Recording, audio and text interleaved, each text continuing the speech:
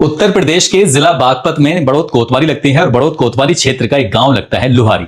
यहाँ के रहने वाले एक प्रतिष्ठित व्यक्ति होते हैं, जिम्मेदार नागरिक, जिनका नाम होता है मास्टर बाबूराम प्रधान। मास्टर बाबूराम प्रधान का बड़ा बेटा होता है, नाम उसका वरुण होता है। वरुण एक दिन यानी कि 26 जून 2015 की बात है, दोपहर का समय हो रहा था। बड़ौत में ही दिल्ली बस स्टैंड के पास एक शराब का ठेका होता है। शराब के ठेके पे जाता है और जाकर शराब मांगता है। जैसे सेल्समैन ने शराब दी, शराब देने के बाद उससे कहा कि पैसे दो।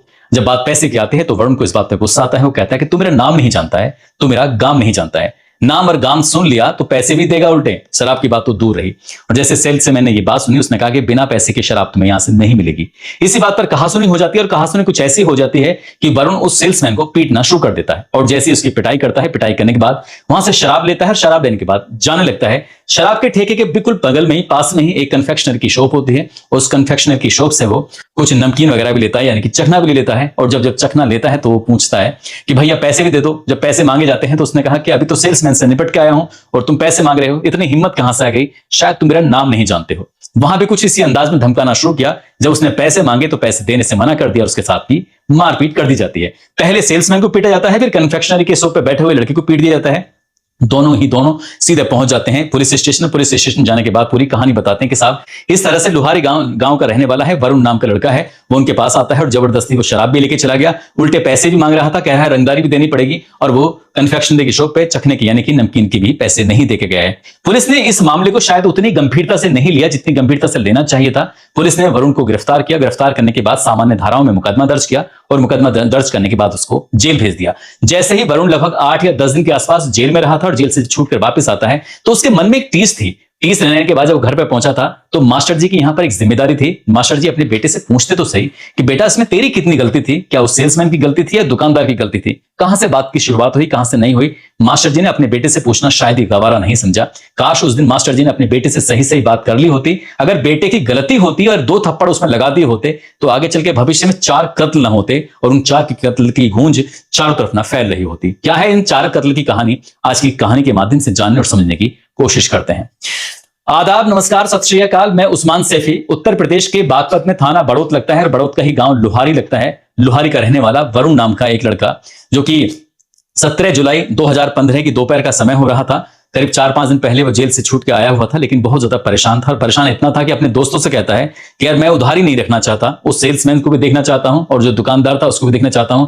उनकी वजह से मुझे जेल हो गई है, अब मैं उनसे बदला जरूर लूंगा। अपने दोस्तों को तैयार करता है। तैयार करने के बाद जब यहां से निकलने की तैयारी कर रहा था तो वरुण का छोटा भाई, जिसका नाम कपिल होता है, कपिल कक्षा 12 का छात्र होता है, जो कि स्कूली स्तर पर गेम खेलता है, जैसे कि बैडमिंटन खेलता है, तस्तरी फेंकता है, भाला फेंकता है। उसने लगभग 60 से ज्यादा पुरस्कार हासिल भी कर लिए थे। इसमें राज्य स्तर के भी थे, उसमें नेशनल स्तर के भी थे। जब ये जो छोटा भाई कपिल होता है तो कपिल अपने भैया से पूछता है कि भैया अगर तुम्हें कोई ऐतराज ना हो तो मैं भी तुम्हारे साथ चलूं।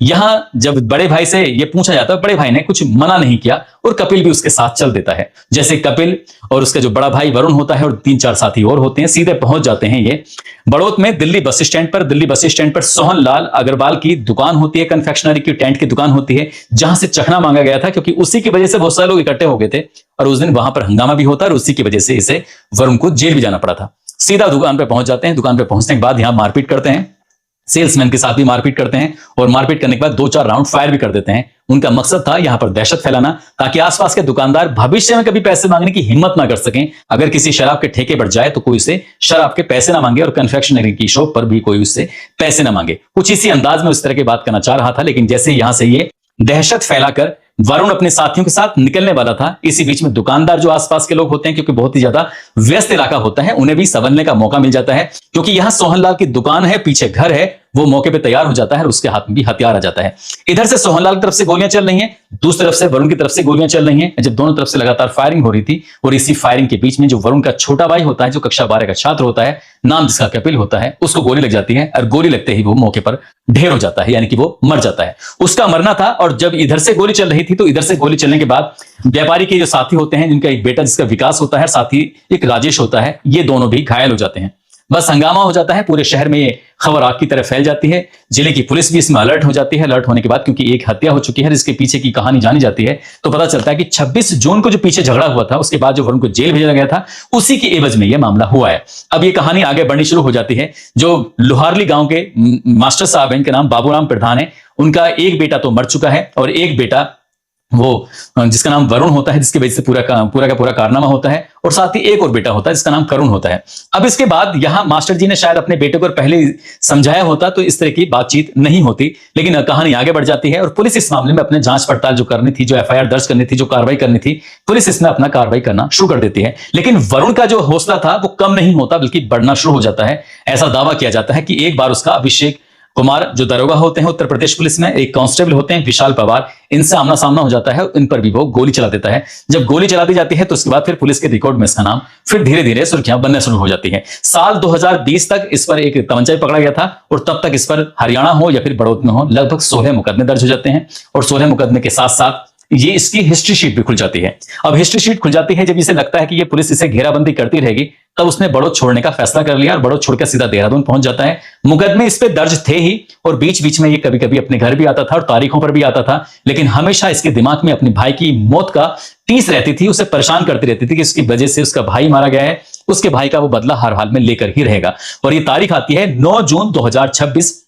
वो कोर्ट में तारीख करने के लिए आया था और पहले से ही प्लानिंग कर रखी थी, अपने साथियों को उसने जाल बिछा दिया था कि दुकान पर मिलेगा या नहीं मिलेगा, तो इसलिए पूरी की पूरी तैयारी में वो आ ही चुका था। शाम के 5:50 के आसपास का वक्त हो रहा था।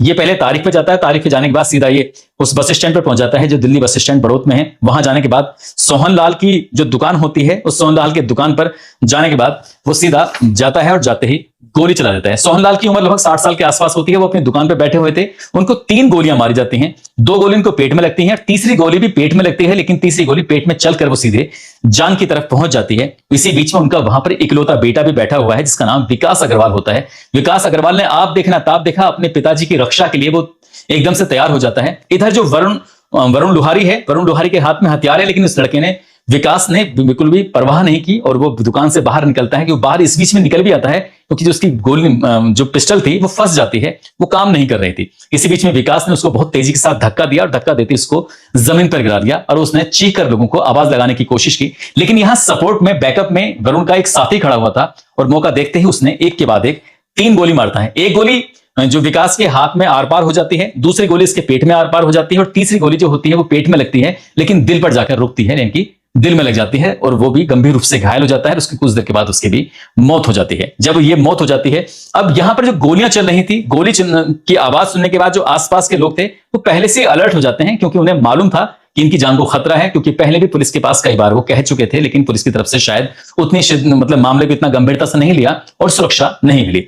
कारण जब ये गोली मारकर वरुण और उसका जो साथी था यहां से भागने की कोशिश कर रहे थे, भीड़ भाड़ वाला इलाका है, बहुत ही ज्यादा व्यस्त इलाका है यहाँ पर, तभी हम लोग मौका देखते ही इन्हें रोक लेते हैं। रोकने के बाद इनको मारना पीटना शुरू कर देते हैं। इनके साथ खूब मार पिटाई की जाती है और खूब मार पिटाई करने के बाद जब वरुण जमीन पर पड़ा हुआ था, इसी बीच में भीड़ का ही एक व्यक्ति होता है, वो व्यक्ति कहीं से वो उसके पास में जो भी हथियार होता है वो एक के बाद एक लगभग 4 गोलियां चलाता है। 4 गोली वरुण लोहारी को लग जाती है। वरुण लोहारी जो होता है वो गंभीर रूप से घायल हो जाता है। उन्हें जो बाप बेटे घायल थे उनको भी हॉस्पिटल ले गए जाते हैं, तो वो मृत घोषित कर दिए जाते हैं। लेकिन वरुण लोहारी की जो हालत थी बहुत ज्यादा सीरियस थी, उसको जो यहां से मेरठ मेडिकल में भर्ती कराया जाता है और मेरठ मेडिकल में भर्ती कराने के बाद फिर पता चलता है कि उसकी भी मौत हो जाती है। इधर एक साथ बाप और बेटी यानी कि व्यापारी की हत्या होने के बाद पूरे शहर भर में लोग सड़कों पर उतर जाते हैं। फिर हंगामा शुरू होता है और हंगामा शुरू होने के बाद मांग करते हैं कि खून का बदला खून होना चाहिए। पुलिस भी अब दबाव में आ जाती है, पुलिस भी एफआईआर दर्ज कर लेती है और जब पुलिस एफआईआर दर्ज करती है तो वरुण लोहारी के खिलाफ एफआईआर होती है, सचिन की होती है, जयंत के होती है, मास्टर बाबूराम प्रधान के खिलाफ होती है और उनका एक बेटा होता है इसका नाम करुण के खिलाफ भी एफआईआर होती है। इनकी 5 लोगों के खिलाफ एफआईआर दर्ज हो जाती है। अब जो व्यापारी होते हैं वो खून का बदला खून मांगे रहे थे, लेकिन जो वरुण लोहारी था वो भीड़ ने पीट पीट कर और भीड़ में से ही किसी ने उस पर गोलियां चला दी जिसकी वजह से वो मर चुका था। लेकिन अब खून का बदला किससे लिया जाए, तो जो व्यापारी होते हैं वो कहने लगते हैं कि जो उसके साथ में आया था, जिसने व्यापारी के बेटे पर गोली चलाई थी, उसका भी खून का बदला खून होना चाहिए। जिस तरह से आजकल उत्तर प्रदेश की पुलिस ये काम कर रही है। जो व्यापारी का बेटा है वो इकलौता होता है, इसका नाम विकास होता है। विकास की दिसंबर 2025 में शादी हुई थी नेहा नाम की लड़की से।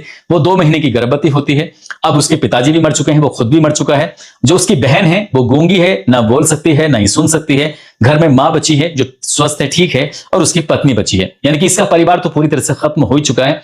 उधर वरुण का जो परिवार है, वरुण के परिवार में वो खुद भी खत्म हो चुका है और लगभग 10-11 साल पहले जो उसका भाई था कपिल, वो इस बेमतलब की राड़ में वो भी मारा जा चुका है। इसका जो छोटा भाई है जिसका नाम करुण है, वो इस मुकदमे में जो व्यापारी की हत्या में वो जेल जा चुका है, जो उसके पिता हैं वो भी जेल जा चुके हैं। तो ये घर पूरी तरह से खत्म चुका है, बर्बाद हो चुका है। अब वरुण का पोस्टमार्टम के बाद जैसे ही डेड बॉडी घर पहुंचती है तो परिवार वालों को गुस्सा था, और गुस्सा इस बात का था, उन्होंने ये कहा कि ये कोई ऐसा बहुत बड़ा मामला नहीं था, कोई रंगदारी का नहीं था, बल्कि ये व्यापारी ने कुछ ऐसी चाल पट्टी खेली कि इसे बिल्कुल बदमाश बना दिया। पुलिस ने उसी का साथ दिया शुरू से लेके आखिर तक, और उसको ऐसा बदमाश बनाया कि ना केवल वो मारा गया बल्कि उसका भाई भी मारा गया, पिताजी जेल चले गए, छोटा भाई भी उसका जेल जाने की तैयारी में है। कभी ना कभी पुलिस उसको गिरफ्तार कर ही लेगी। लेकिन इसमें एक तरफाही कार्रवाई हुई है। जब उन्होंने लगातार हंगामा करना शुरू किया है, शहर के कई जिम्मेदार लोग आ जाते हैं, रालोद पार्टी के कई लोग आ जाते हैं, और उन्होंने फिर ये मांग की कि वरुण लुहारी को जिसने मारा है उनके खिलाफ मुकदमा दर्ज होना चाहिए। जब पुलिस पर दबाव पड़ता है तो पुलिस ने दीपक उर्फ दीपू के खिलाफ एफआईआर दर्ज की, राजेश के खिलाफ एफआईआर दर्ज की, साथ ही 6 अज्ञात होते हैं उनके खिलाफ एफआईआर दर्ज की।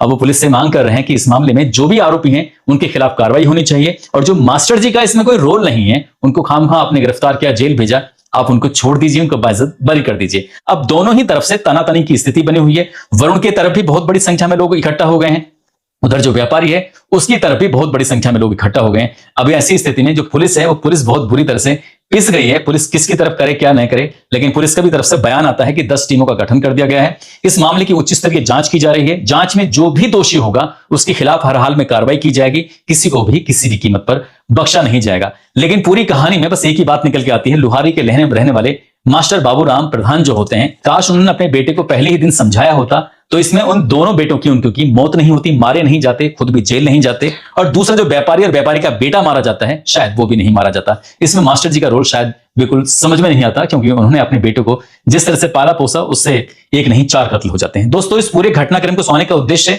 किसी को परेशान करना नहीं है, किसी का दिल दुखाना नहीं है, बल्कि आपको जागरूक करना है, आपको सचेत करना है। और जाते जाते मुजफ्फरनगर के रहने वाले हैं अरहान सैफी शाकिब शेख, आज इनका जन्मदिन है, इनको जन्मदिन की ढेरों सारी शुभकामनाएं, बहुत बहुत मुबारकबाद। कुछ लोगों ने नाम लेने की अपील की है, जिसमें अर्जुन त्यागी हैं, सम्राट त्यागी हैं, अनुष्का त्यागी, पवन लोधी, भरत कुमार, मोतीलाल पवार, पूनम यादव, अजीत यादव, सरवर अली गुज्जर, माही मोहम्मद, फईम मलिक, राहुल त्यागी, तहसीन उमर, यश राजपूत, राजीव तोमर, अंकित त्यागी, पुनीत सैनी, अमित तोमर, रोशन मलिक। आप सब लोग अपना ख्याल रखें, सुरक्षित रहें। जय हिंद, जय भारत।